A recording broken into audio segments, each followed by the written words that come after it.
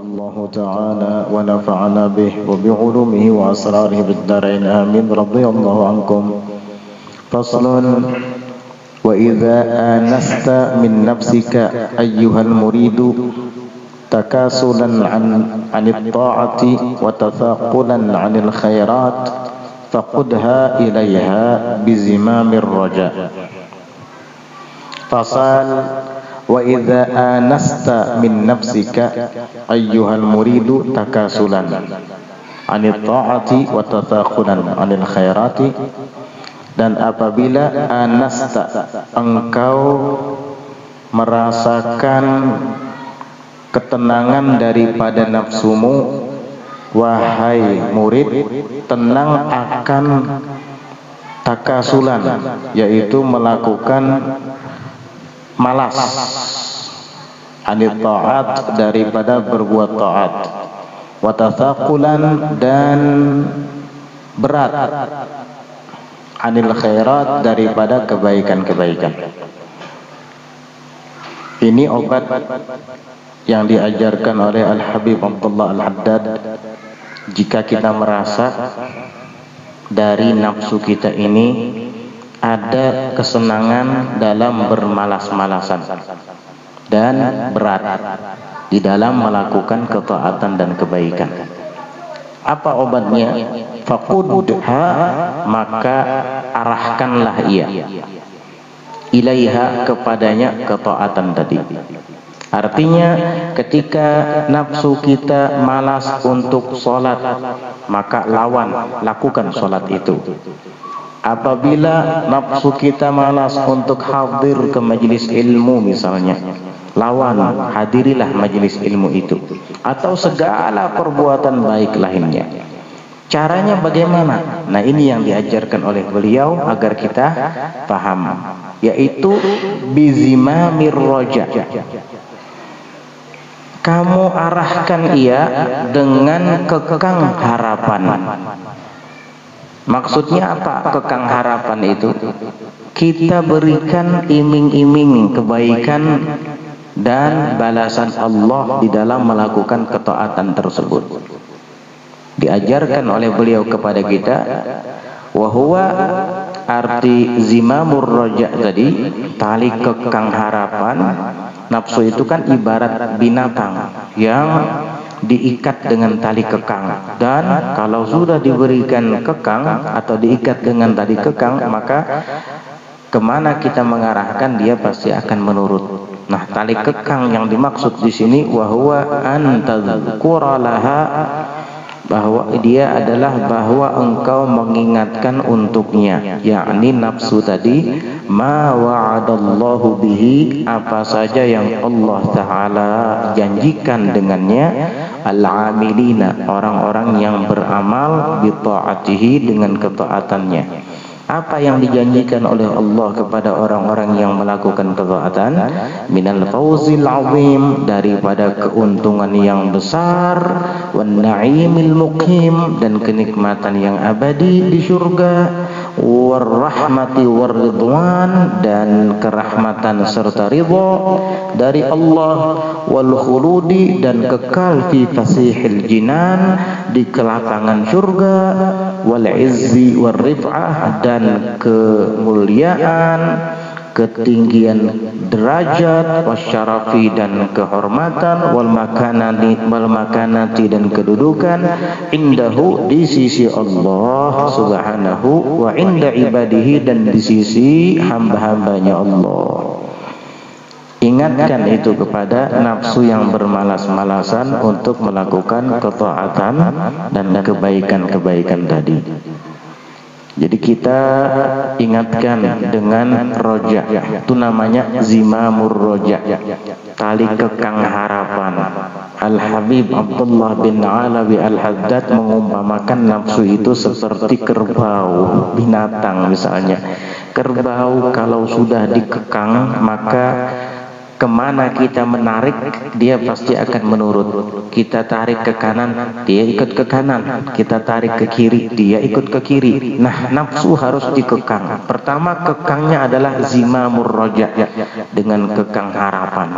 Diberikan iming-iming diberikan embel-embel. Iya. Kenapa kamu malas untuk hadir ke majelis? Kamu tahu nggak, pahala menghadiri majelis itu besar loh. Majelis itu ibarat taman surga yang ada di dunia. Orang-orang semuanya berbondong-bondong tulak ke majelis, artinya mereka datang ke taman-taman surga. Kok kamu nggak mau ikut?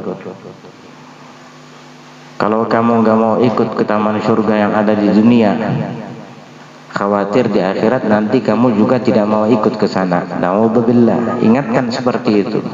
Akhirnya bangkit semangat untuk ke majelis.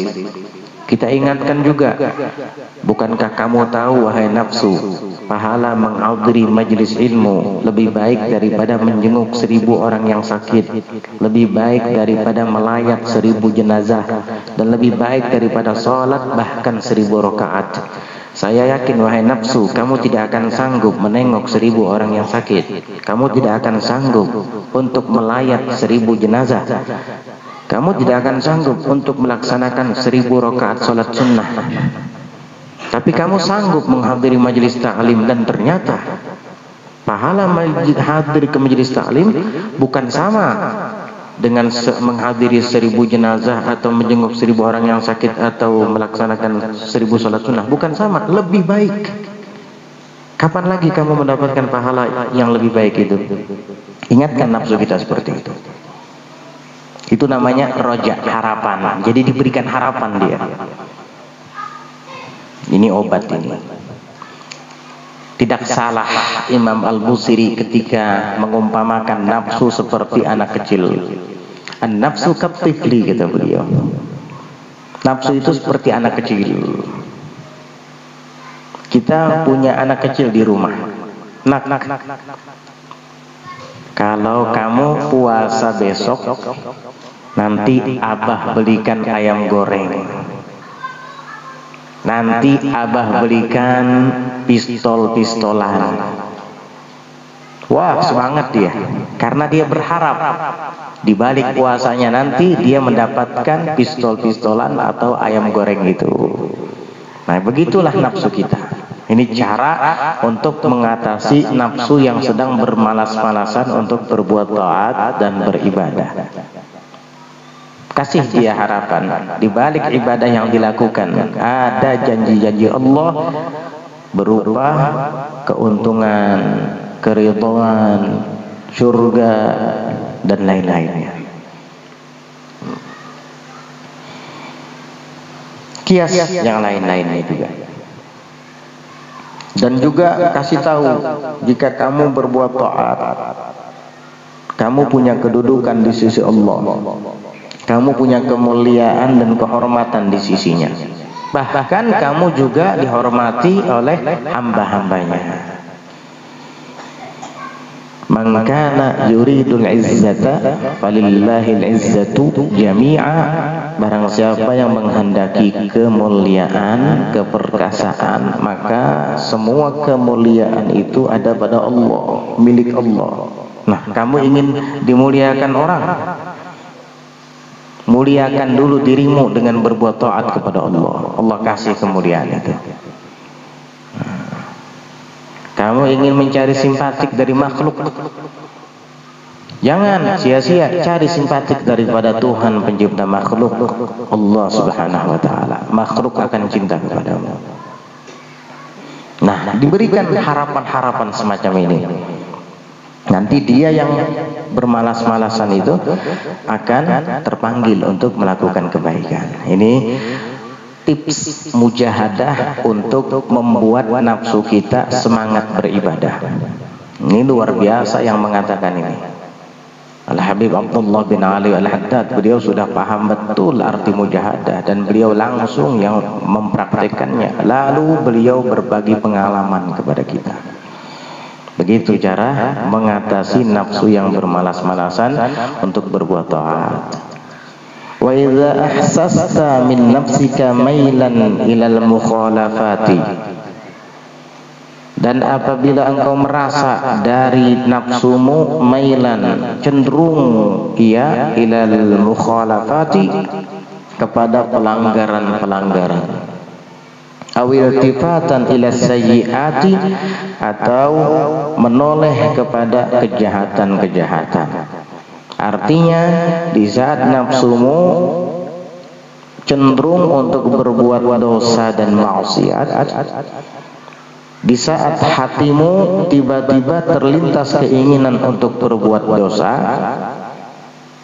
faruddaha anha, maka engkau tolak ia.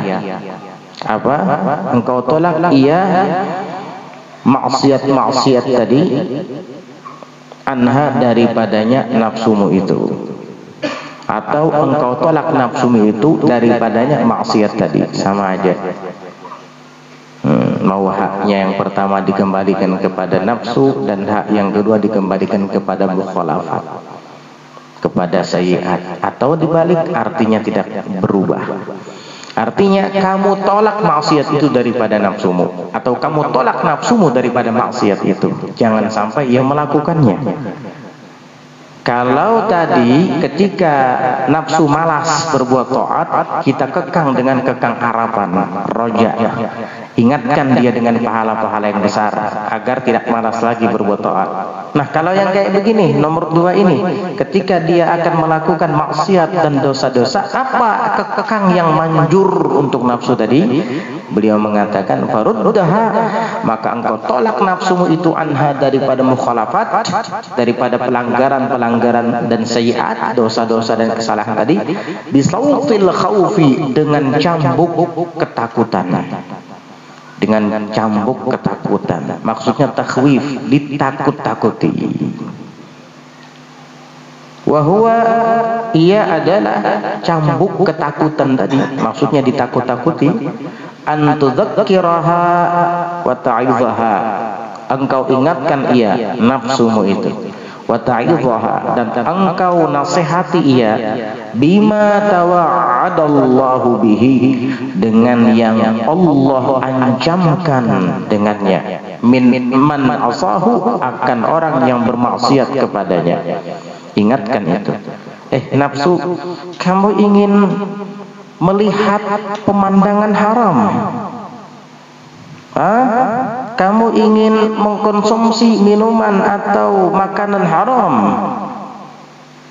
ingatkan ya, Allah menjanjikan di balik perbuatan haram itu azab yang pedih. Begitu. Engkau ingatkan kepada nafsumu dengan peringatan Allah yang ia janjikan kepada orang-orang yang bermaksiat kepadanya. Minal hawani, daripada kehinaan, wal wabali, dan bencana, wal khizyi, dan kehinaan, wan nakali, dan ancaman. Atau dibikin kapok tuh apa, bikin jerak tuh nakal namanya bahasa Arabnya. Ya, ancaman gitu, biar jerak. Makanya nakal itu tidak bagus, tidak bahasa Indonesia, enggak bahasa Arab. Kalau nakal bahasa Indonesia ya tahu sendiri dia. Ya, kalau nakal bahasa Arab artinya efek yang membuat orang jerak itu nakal, peringatan. Ingatkan itu, watardi, dan diusir dari rahmatnya, wal hirman, dan terhalang dari rahmatnya, wassaghar, dan menjadi rendah di mata Allah, wal khusrani, dan kerugian. Ingatkan terus nafsumu dengan itu. Kok kamu tiba-tiba ingin ikut dengar dangdutan? Kamu tahu enggak, yang diperdengarkan ke telingamu itu adalah kalimat-kalimat yang mengundang murka Allah. Dan yang kamu tonton itu tuh wanita-wanita yang sedang membuka aurat. Enggak, artisnya pakai kerudung. Wah, sekarang artis dangdut Islami kerudungan, ceritanya begitu. Tetap aja lompat-lompat, joget-joget. Ada apa? Kejahatan dibungkus dengan kebaikan. Dangdut Islami, mana ada dangdut Islami? Macam-macam. Ya, kasih tahu kepada nafsumu, hati-hati. Ingatkan terus begitu dengan ancaman-ancaman Allah kepada orang-orang yang bermaksiat. Nah, ini cara tips untuk kita melawan nafsu kita. Jika malas, ingatkan pahala di dalam berbuat baik agar dia terpancing untuk berbuat baik. Jika cenderung melakukan dosa, ingatkan ancaman-ancaman Allah di balik dosa-dosa agar ia berhenti dan tidak lagi melakukan dosa.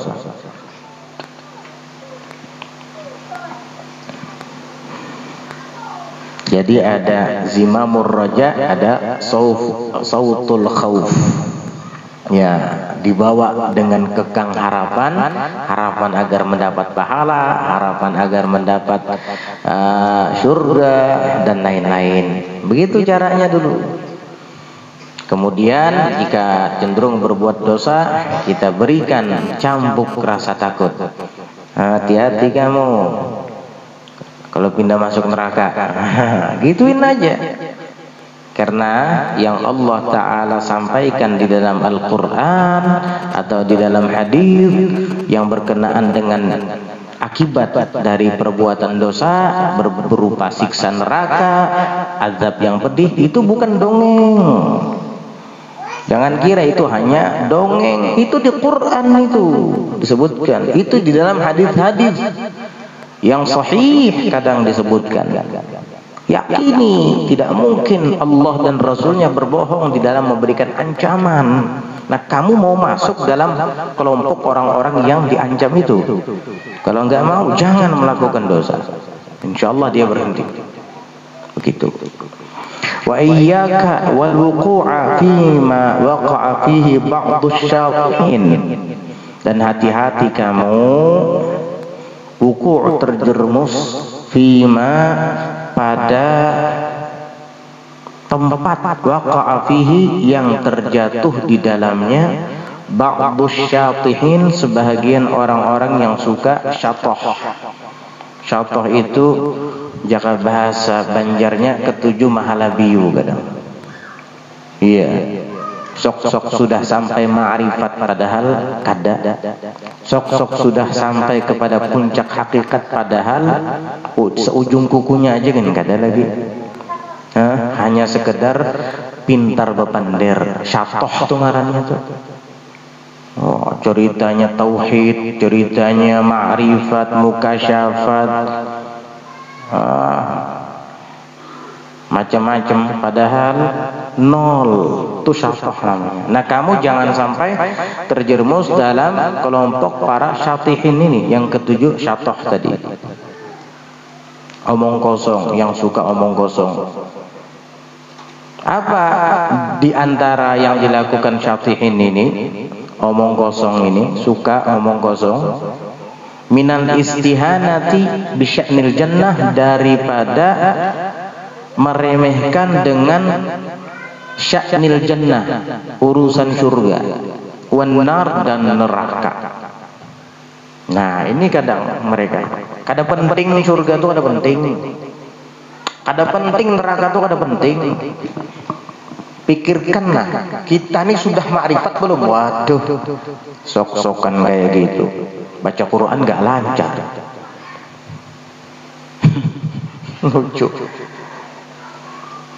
Kemarin 2 hari yang lalu mungkin ada bapak-bapak kenalan kita. Masya Allah, beliau orang baik.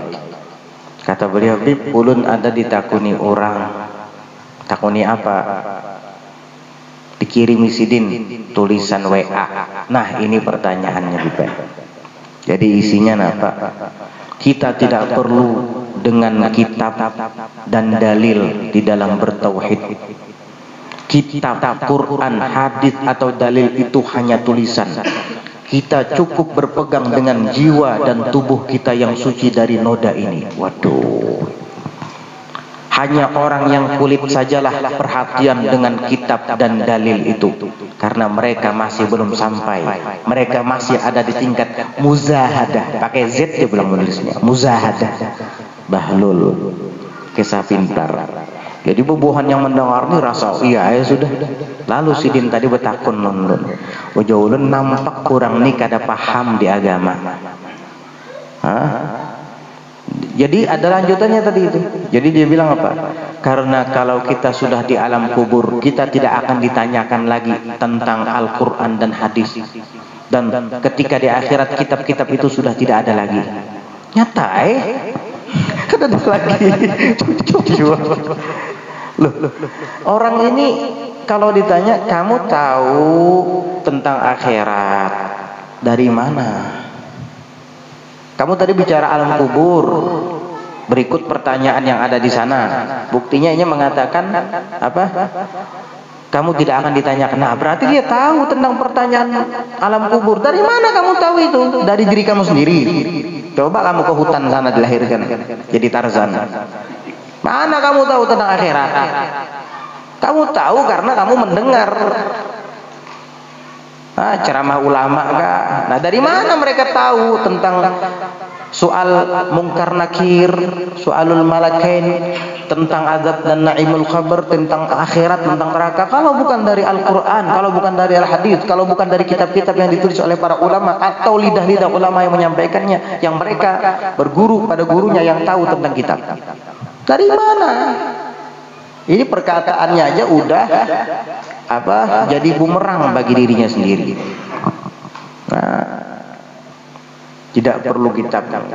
Kalau tidak perlu kitab, berarti Allah tidak perlu mengutus para rasul. Andai kata jiwa sendiri yang jadi guru, nggak usah berguru, udah, nggak usah nabi diutus, nggak usah rasul diutus, cukup jiwa kamu yang jadi nabi dan rasul.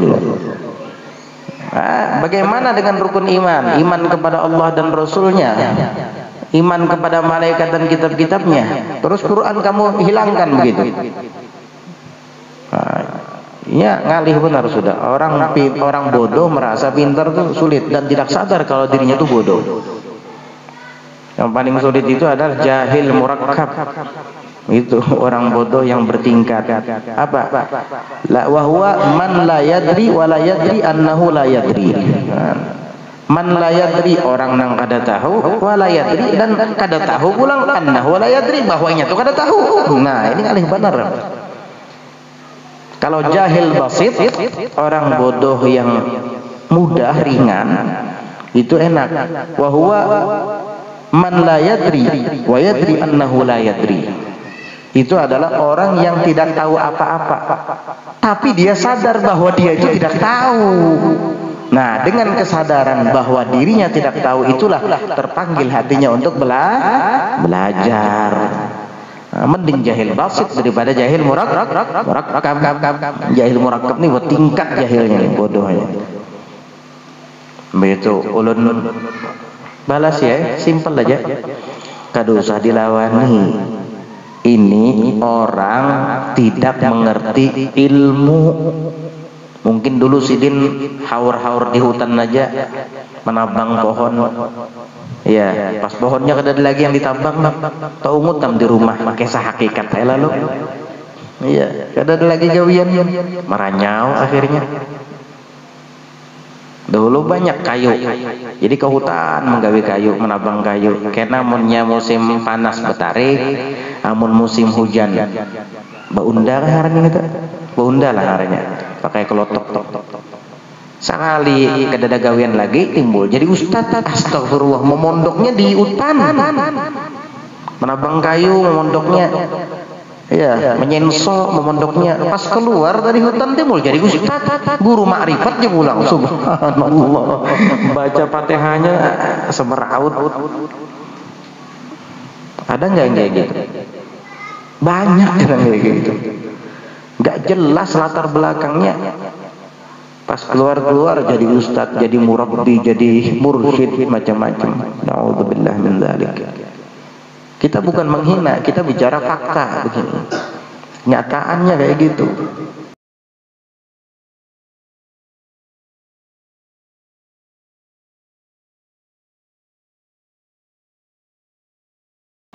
Subhanallah. Nah, itu syatihin yang kayak gitu, wah nggak penting surga, nggak penting neraka. Kamu jangan ikut-ikutan. Wa'azzim ma'azzamallahu wa rasuluh, dan agungkanlah apa yang diagungkan oleh Allah dan Rasulnya. Oh, perihal surga itu ada ayat-ayat yang membahas tentang surga.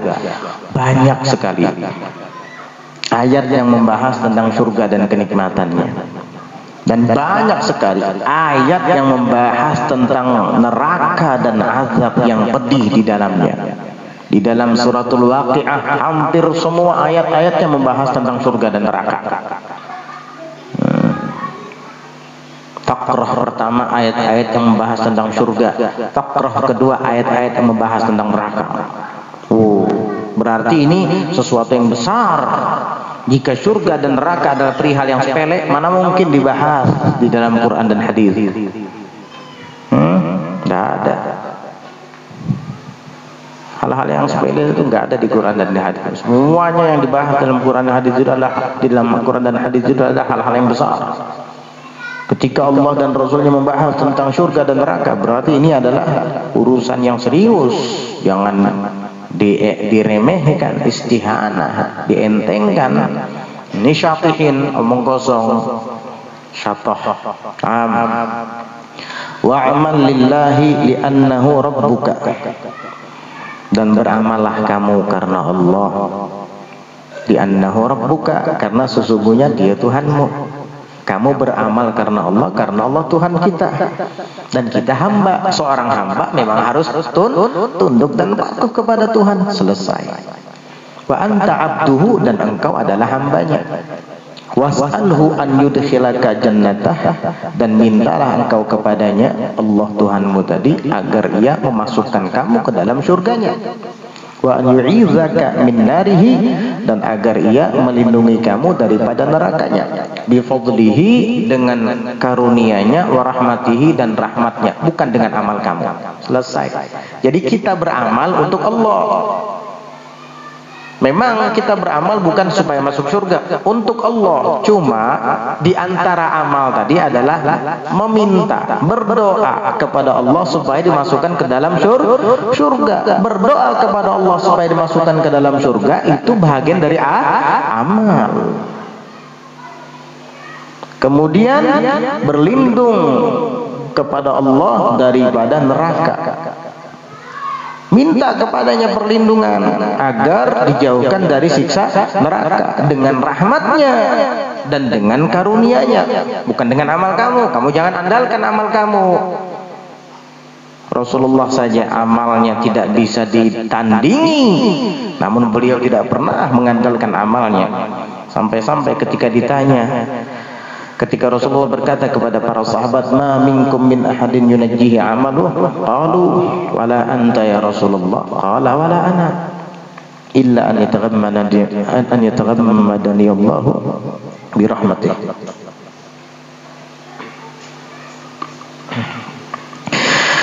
Tidak ada seorang pun di antara kamu yang diselamatkan oleh amalnya, kata Nabi. Engkau juga demikian ya Rasulullah. Saya juga, kata Nabi. Bayangkan, ketika ditanya, engkau juga demikian ya Rasulullah, beliau menjawab, saya juga. Artinya amal saya juga tidak menyelamatkan saya, kata Rasulullah. Nah terus kamu merasa lebih hebat dari Rasulullah gitu, sehingga kamu berpegang dengan amalmu. Jangan mimpi. Illa an yataghammadani Allahu birahmatin minhu, kecuali Allah limpahkan kepada saya dengan rahmat dari sisinya. Nah kita beramal soleh tadi agar mendapat rahmat Allah, begitu. Rahmat itulah yang kelak akan menyelamatkan kita dari neraka, bukan amal kitanya. Nah, jadi ini sangat penting bagi kita untuk dipahami. Wa'amal lillahi, ulangi sekali lagi. Wa'amal lillahi, beramal itu karena Allah. Kenapa? Li'annahu rabbuka wa anta abduhu, karena Allah Tuhan kamu dan kamu hambanya. Selesai. Itu maksud utama dalam ibadah. Makanya kalau kita sembahyang pasti niat, lafaz niat itu ditutup dengan lillahi ta'ala, kan?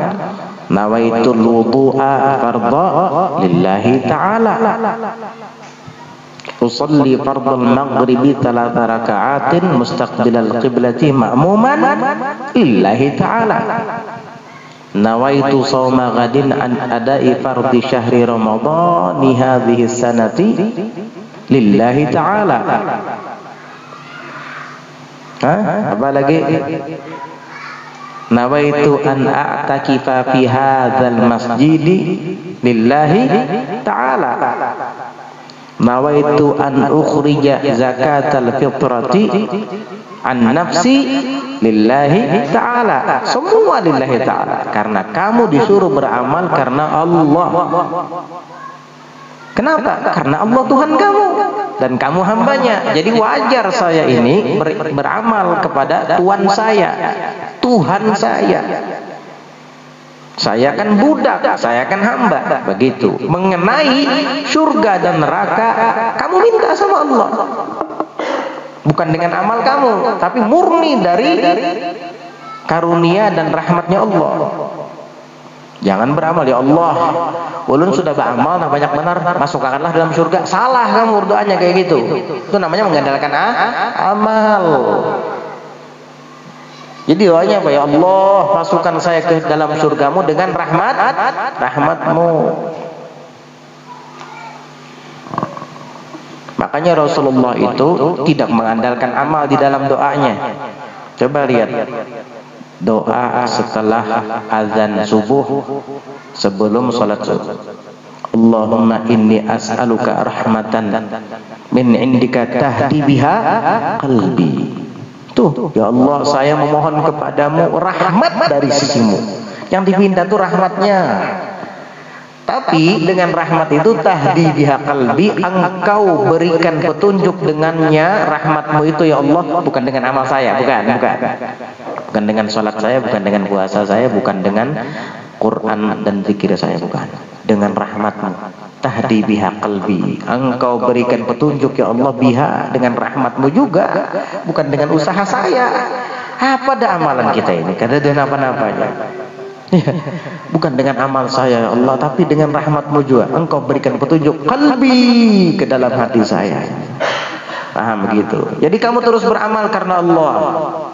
Adapun perihal surga, minta sama Allah. Karena kamu meminta surga kepada Allah, berdoa supaya masuk surga, itu bahagian daripada amal. Dan minta dilindungi daripada azab neraka juga dengan murni karunia Allah dan rahmatnya, bukan daripada amal kita. Amal kita yang sedikit seujung kuku ini mau melindungi dari neraka, mana mungkin. Jadi yang kita harapkan di balik amal kita tadi adalah rahmat dan karunia Allah, ar-rahmah wal fadl. Kalau sudah dapat rahmah dan fadl, mudah kan, enak sudah. Tinggal mohon supaya dilindungi dari neraka, dimasukkan ke dalam surga. Nih, diajari lagi kita sama Al-Habib Abdullah Al-Haddad. Luar biasa beliau ini. Asal kita mau memakai. Wa in qala laka syaitanu la'anahu Allah, innallaha subhanahu wa ta'ala ghaniyun 'anka wa 'an 'amalika wa la tanfa'uhu ta'atuka wa la tadurruhu ma'siyatuka. Ini supaya kada zindik. Makanya kalau belajar tasawuf dari sumbernya. Dan jika berkata kepada kamu syaitan, la'anahu Allah, semoga Allah melaknatnya. Innallaha subhanahu wa ta'ala ghaniyun 'anka. Kata syaitan, sesungguhnya Allah itu kaya dari kamu, wa 'an 'amalika, dan daripada amal kamu. Kamu tidak usah ibadah, Allah tetap maha kaya. Tidak perlu dengan amal kamu. Wala tanfa'uhu ta'atuka wala tadurruhu ma'siyatuk, dan tidak bermanfaat kepadanya Allah ta'atuka, perbuatan taatmu, wala tadurruhu ma'siyatuk, dan tidak pula mempengaruhi, membahayakan akan Allah ma'siyatuk, kemaksiatan kamu. Syaitan bilang kepada kamu seperti itu. Kadang perasaan dan pertanyaan semacam ini ada terlintas di hati kita. Nah, itu dari syaitan itu. Ketika perasaan dan pertanyaan seperti tadi terlintas di hati kita, ngapain kamu beribadah? Allah nggak berhajat kepada ibadah kamu. Taat kamu tidak mendatangkan manfaat sama Allah, sebagaimana maksiat kamu juga tidak mempengaruhi bagi kemuliaan Allah. Udah, gak usah sembahyang juga Allah tetap mulia. Kamu berbuat dosa, Allah juga tidak akan hina dengan dosa kamu. Wah, ini nih cocok lawan liur. Karena syaitan, begitu syaitan. Cocok ini nih. Iya. Tapi ingat, kamu jangan terpengaruh. Kata Imam Abdullah Al-Haddad, taqul, maka katakan lahu kepadanya, kepada lintasan hati tadi. Dari mana asalnya itu? Dari syaitan. Katakan, jawab. Shadaqta, engkau benar. Engkau benar. Allah Maha Kaya, tidak perlu dengan amalan kita. Dosa kita tidak membuat Allah Ta'ala rendah, sebagaimana maksiat kita tidak menambah kemuliaan bagi zat Allah, karena Allah sudah mulia. Betul, engkau tidak salah. Walakin, akan tetapi, ana faqirun ila fadlillah, saya yang perlu kepada karunia Allah, wa ilal amali salih, dan kepada amal yang saleh. Allah tidak perlu dengan amalan saya, tapi saya perlu kepada amal itu. Allah tidak akan hina dengan maksiat yang saya lakukan. Betul, Allah tidak hina, tapi saya yang hina nanti. Kan begitu. Nah, kamu hanya berbicara sepihak, pihak Allah saja yang kamu bicarakan. Ya benar kalau seperti itu. Coba kembalikan kepada pihakmu sendiri. Allah tidak perlu dengan ibadah saya. Iya, tapi saya perlu untuk beribadah dan beramal soleh. Allah tidak akan terpengaruh dengan maksiat saya. Tetap saja, walaupun saya bermaksiat, Allah itu mulia. Betul. Tapi kalau kamu bermaksiat, kamu yang hina. Kan yang didatangkan di dalam ayat-ayat Al-Quran, ancaman-ancaman itu kan untuk manusia, bukan untuk Allah. Kalau kamu berbuat jahat, kamu masuk neraka. Ya, yang masuk neraka kamu, bukan Allah. Yang hina kamu, bukan Allah. Allah tetap mulia. Begitu. Jawab seperti itu dengan nafsu kita tadi, atau syaitan yang membisikkan kalimat itu di dalam hati kita. Iya. Wa ta'atu tanfa'uni, dan ketaatan bermanfaat bagi saya, karena dengan ketaatan Allah merahmati saya, karena dengan ketaatan Allah memberikan karunia-Nya kepada saya. Begitu. Wal ma'siyatu tadurruni, dan kemaksiatan akan membahayakan saya. Allah tidak bermanfaat dengan taat saya, tapi saya dapat manfaat dari taat itu. Allah tidak akan berbahaya dengan maksiat saya, tidak akan hina dan berkurang kemuliaannya dengan maksiat saya. Betul. Tetapi saya yang akan berbahaya. Tetapi keselamatan saya yang terancam. Tetapi saya yang akan binasa dan celaka. Begitu. Kasih tahu seperti itu. Bidzalika akhbarani Rabbi fi kitabihil aziz, dengan itulah Tuhan saya memberitahukan kepada saya di dalam kitabnya yang agung, di dalam kitabnya yang mulia, wa ala lisani rasulihi sallallahu alaihi wasallam, dan melalui lisan rasulnya sallallahu alaihi wasallam. Saya tahu begitu. Tuhan saya bilang kayak gini, Rasul saya bilang kayak gini, kok kamu bilang kayak gitu? Berarti kamu syaitan. Selesai. Itu aja. Itu kalau di hati kita. Tapi kalau ada orangnya yang kayak itu berbandar di hadapan kita, berarti syaitan baik. Udah. Buat apa diikuti syaitan? Kamu salah berguru. Pengen berguru dengan syekh murabbi, ternyata malah berguru dengan hantu. Pengen berguru dengan wali, ternyata berguru dengan syaitan. Na'udzubillah min dzalik. Hati-hati. Hebat ya Imam Haddad ya, mengajari kita. Luar biasa. Ini pelajaran penting bagi kita agar tidak salah melangkah. Adab suluk seorang murid. Ada busulukil murid. Allah. Jazakallahu anna khairal jazaa.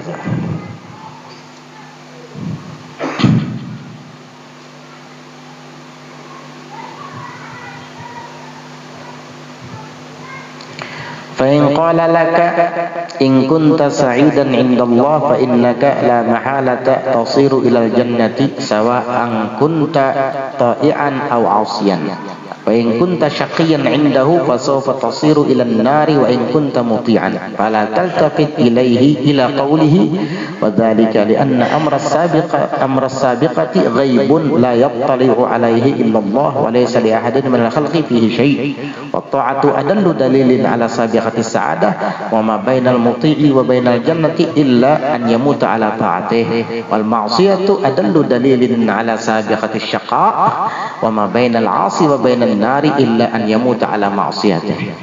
Kita teruskan lagi kan, sedikit lagi. Fa'in qala laka, maka jika dia syaitan tadi berbicara kepadamu, in kunta sa'idan indallahi, jika memang engkau itu sebenarnya adalah orang yang beruntung di sisi Allah. Artinya kalau memang takdirmu itu sudah jelas-jelas beruntung di sisi Allah, fa innaka la mahalata tasiru ilal jannah, maka sesungguhnya engkau tidak mustahil, maksudnya pasti, tasiru ilal jannah, akan sampai ke surga, sawa'an kunta ta'ian aw 'asiya. Dibaca sawa'an boleh, sawa'un boleh. Sawa'un kunta ta'ian, baik itu engkau adalah taat, ahli taat, atau asian, atau ahli maksiat. Kalau di tulisan harakatnya di sini yang mansub, cuman yang lebih tepatnya itu sawa'un saja. Jadi khabar mubtada mahdhuf. Dzalika sawa'un, itu kunta ta'ian atau asian. Paham ya? Atau huwa sawa'un. Sawa'un lebih tepat. Sawa'un kunta ta'ian, baik itu kamu adalah orang yang ahli taat, atau asian, atau ahli maksiat. Kalau memang takdirmu adalah beruntung, kamu beruntung, gak mungkin masuk neraka, pasti masuk surga. Jadi gak usah berbuat taat dan lakukan saja maksiat, karena bukan taat dan maksiat, takdir Allah kan yang menentukan kita masuk surga atau masuk neraka. Nah, jadi banyak nang kayak ini nih. Wa in kunta syaqiyan indahu, dan jika engkau adalah orang yang celaka, sengsara di sisinya Allah, fasaufa tasiru ilan nar, maka engkau akan sampai ke neraka, kembali ke neraka. Wa in kunta muti'an, walaupun engkau adalah ahli taat, sia-sia juga. Kan kita sudah ditakdirkan katanya oleh Allah, memang kalau memang ahlun nar ya masuk neraka, kalau memang ahlul jannah ya masuk surga. Jadi gak usah beramal kan, sudah umpat takdirnya Allah aja sudah. Fala taltafit ila qaulih, maka jangan engkau menoleh kepada perkataannya. Wadzalika, perkataannya syaitan tadi. Wadzalika, yang demikian itu sebabnya, pertama, ini diajak oleh Al-Habib Abdullah Al-Haddad agar kita berpikir. Sebabnya apa? Lianna amras sabiqati ghaibun, karena perkara sabiqah, takdir yang terdahulu, yang tertulis di Lauhul Mahfuz, takdir yang terdahulu itu ghaibun, gaib, la yattali'u alaihi illallah, tidak ada yang mengetahuinya kecuali Allah. Memang kamu tahu takdir kamu, bahwa kamu itu sa'id atau syaqi? Tahulah kita. Kan kada tahu. Yang tahu cuma Allah. Yang tahu cuma Allah. Walaysa li ahadin minal khalqi fihi syai'un, dan tidak ada bagi seorang pun daripada makhluk fihi padanya amra sabiqah tadi, perihal atau urusan takdir yang terdahulu itu, tidak ada yang tahu seorang pun daripada makhluk syai'un, walaupun sedikit, tidak ada yang tahu. Itu urusan Allah. Katakan ada namanya Zaid. Zaid ini dia tidak akan takdir yang tertulis di Lauhul Mahfuz, apakah dia ahlul jannah ataukah dia ahlun nar. Yang tahu cuma Allah. Nah, sementara kita tidak tahu dengan takdir kita, karena itu gaib, hal yang gaib, yang tahu cuma Allah. Nah, apa? Wa ta'atu, sedangkan ketaatan adallu dalilin ala sabiqatis sa'adah, adallu dalilin, paling jelasnya petunjuk atas terdahulunya takdir sa'adah, keberuntungan, kebahagiaan. Nah, artinya kalau saya beramal baik, setidaknya perbuatan baik ini adalah dalil yang jelas bahwa takdir saya baik. Selesai. Memang saya tidak tahu takdir saya baik atau buruk, yang tahu cuma Allah. Kamu juga, wahai setan, tidak tahu takdir kamu, kan begitu. Semua tidak ada yang tahu takdirnya kecuali Allah. Kamu jadi setan gini kan sebelumnya kamu tidak tahu takdirnya kamu, bahwa kamu akan dijadikan syaitan, kan begitu. Tiba-tiba kamu dijadikan setan. Anak buahnya iblis. Kalau bisa memilih, setan ini nggak mau dia jadi setan. Ya. Begitu. Nah, saya juga tidak tahu takdir saya. Apakah saya ini dicatat di Lauhul Mahfuz sebagai orang yang beruntung, selamat, ataukah tidak? Saya nggak tahu. Tetapi setidaknya perbuatan taat itu adalah perbuatan baik, dan perbuatan baik itu adalah petunjuk yang jelas bahwa saya akan kembali ke tempat yang baik pula. Selesai. Sudah. Wa ma bainal muti'i wa bainal jannati illa an yamuta ala ta'atih, dan tidaklah ada antara orang yang berbuat taat dan antara surga itu kecuali ia meninggal atas ketaatan. Orang yang akan masuk surga itu di antara dia dengan surga adalah perbuatan taat. Nah, saya berusaha untuk selalu berbuat taat. Siapa tahu saya meninggal dalam keadaan taat. Dan jarak antara saya dengan surga adalah taat. Nah, dengan taat saya masuk surga. Selesai. Kemudian, wal ma'siyatu, sedangkan kemaksiatan adallu dalilin, adalah paling jelasnya petunjuk ala sabiqati syaqa, atas terdahulunya takdir kesengsaraan. Memang kita tidak tahu, belum tentu orang yang jahat itu takdirnya sengsara. Artinya bisa jadi di akhir hayat dia bertaubat. Tapi setidaknya perbuatan jahat itu adalah petunjuk yang sangat jelas akan takdir yang tidak baik, celaka atau sengsara tadi. Syaqqa. Wa ma bainal 'asi wa bainan nari illa an yamuta ala ma'siyatih, dan tidak ada di antara orang yang bermaksiat dan di antara neraka kecuali bahwa ia mati atas perbuatan maksiat. Artinya orang yang masuk neraka itu karena mati dalam keadaan berbuat dosa atau maksiat. Nah, saya nggak mau melakukan itu, khawatir pas bermaksiat saya mati. Selesai. Paham? Sederhananya begini, surga itu kan baik. Kalau kita melakukan amal kebaikan, insya Allah kita masuk surga. Selesai. Neraka itu kan hina. Kalau kita melakukan perbuatan hina, yaitu maksiat, berarti kita cikal bakal masuk neraka. Selesai. Oleh karenanya, ketika Nabi berkata kepada para sahabat, tidak ada seorang pun di antara kalian kecuali sudah dicatat kedudukannya kelak di akhirat, surga dan neraka. Akhirnya para sahabat berkata kepada Rasulullah, apa natakilu bikutubina ya Rasulullah wa natrukul amal. Amun kaya itu, tidakkah sepantasnya kami bersandar dengan takdir-takdir kami saja, dan kami tidak usah beramal lagi karena sudah ada takdirnya ya Rasulullah. Apa jawaban Nabi? Bali'malu wa kullun muyassarun lima khuliqalah. Jangan, tetap kalian beramal, karena setiap orang itu akan dimudahkan untuk menjalani takdirnya masing-masing. Kalau orang ini ditakdirkan masuk surga, maka dia dimudahkan untuk beramal soleh. Kalau orang ini ditakdirkan untuk masuk neraka, maka dia akan dimudahkan untuk berbuat dosa.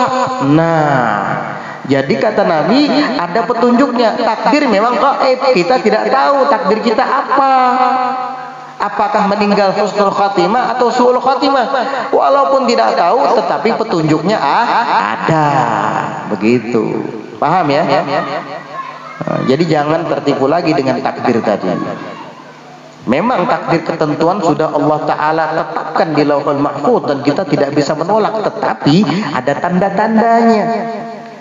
Kalau saya senang berbuat baik, giliran diajak ke majelis, semangat. Giliran diajak acara maulid, semangat. Diajak untuk zikir, tahlilan, yasinan, semangat. Pokoknya kebaikan-kebaikan dia selalu ada di situ. Pas diajak karaokean, nggak mau dia. Koler aku kena sekali nyaman aku koler. Oh, alhamdulillah nih ada tanda-tanda ini bahwa takdirnya adalah sa'adah.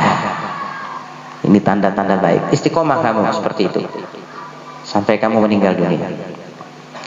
Jika sebaliknya diajak ke majelis, ikamajengan dulu. Kena lagi aku, kena hauran lagi nak.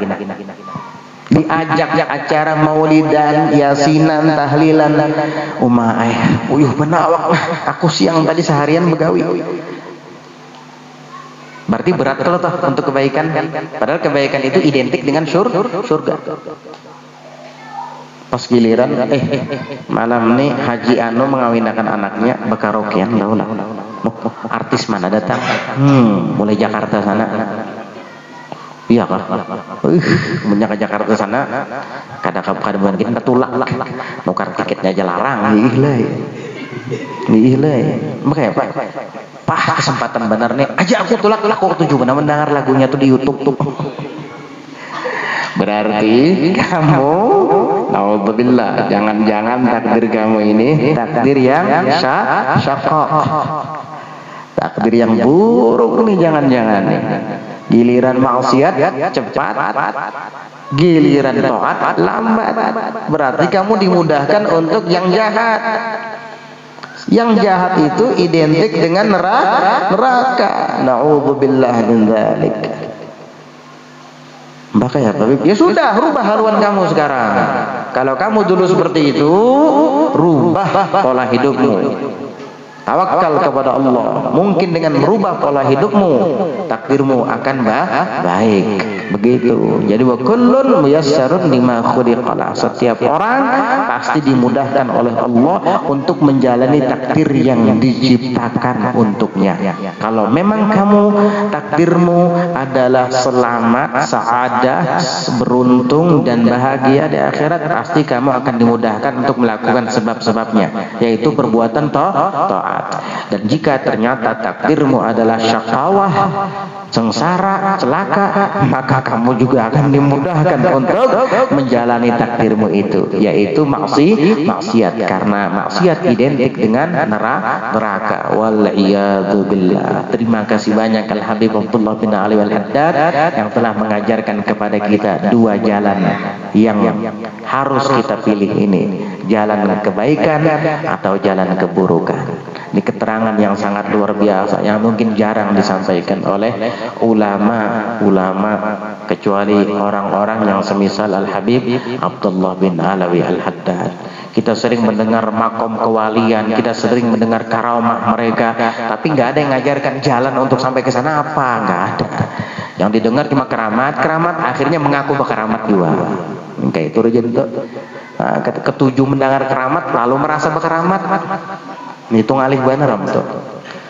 Lalu masuk hotel, pintu terbuka seorang, mencatat di buku, termasuk keramatku adalah pas masuk hotel pintu terbuka sendiri, padahal pintu otomatis.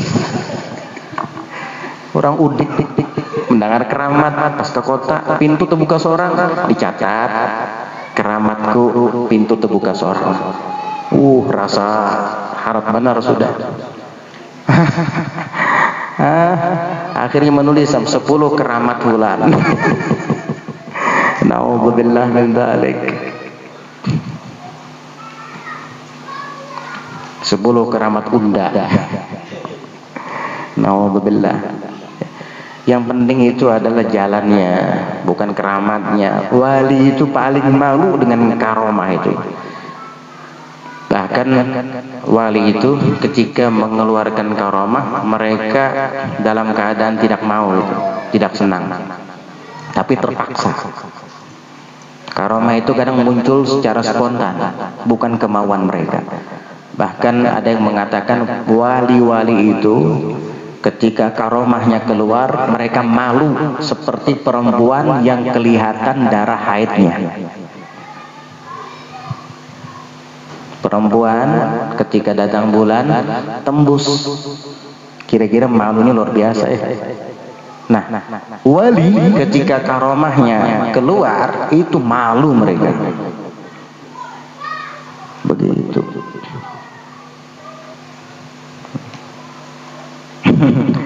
Nah, jalannya gimana kok mereka bisa seperti itu? Jalannya apa? Ya ini tadi jalannya. Nah, adab sulukin murid, adab para murid-murid begini. Ya, mudah-mudahan Allah Ta'ala selalu memberikan hidayahnya kepada kita untuk selalu istiqamah berjalan di jalan yang lurus sampai akhirnya ajal datang menjemput, kita meninggal dalam keadaan husnul khatimah. Amin Allahumma amin. Ala hadhihi niyyah wa ala kulli niyyatin